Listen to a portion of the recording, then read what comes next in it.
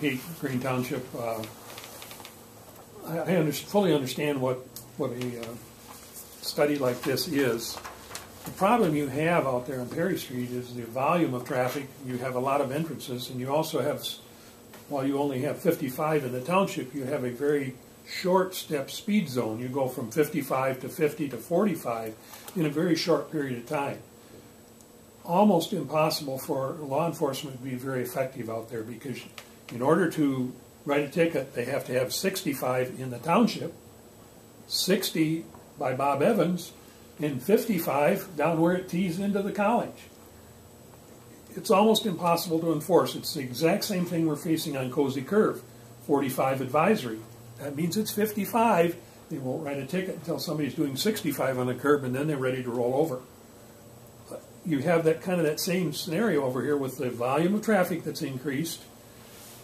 Even though it's not in a township, it's in conjunction with the township and city. You have step speed zones that make it difficult for law enforcement to enforce. So, I think this is a good thing to do, but it may not be the only thing. Well, I think our hope is that they will set that traffic level, speed level, all the way from the interchange into town, and I think that Steve's quite. That would be great if they do, but you certainly don't want it 55 until it stops at the college. No, that won't happen. You want it to go the other way. That won't happen. Our part of it's already at 55, so they can't raise us. And Sobers was doing some trying to get information out there, and he was pleased that he thinks that very good chance that it'll be going down, and that's based on just what they've measured from time to time. Any other questions? Any other concerns? I have a question for Jim. Oh, you said that this is a very good thing to do, which obviously we agree too. But there's other things. What did you mean by that? Well, there can be some local level of support. There can be some level at the state level as far as your senator and your representative sometimes will help if there is a problem going on that doesn't affect the study that they do. The study they do is based on what the cars show and what they feel is the speed for that. But there can be influences at a local level that would impact that, and in this case it would probably be the impact of the city of Big Rapids and Big Rapids Township encouraging for, as Maxine said, one speed and then enforce it. If you could have a 45 from your expressway in, then cars that are doing 55 will get a ticket. But when you have 55, 50, 45, right. As a former law enforcement officer, it's really tough to enforce. You can hardly catch them between the changes. And then the question becomes, are you sure you caught him right at that sign or what? It's a very difficult thing for law enforcement. And I think the reality is we have the willingness of state police, county, and city to enforce it once we get something maybe standardized. So I agree with Maxine. If we can get a standardized speed, hopefully 45, you're going to be moving in the right direction. Where keep your fingers crossed. But it's unusual because there's a lot of traffic, and it's not that long of a way from getting off the expressway and hitting the Ferris Library. It's pretty fast. It's pretty fast, and it would still move a lot of traffic at 45 miles an hour. Right. And that's what MDOT and a lot of people are concerned is. They don't want to bottleneck traffic, but 45 miles an hour will move a lot of traffic.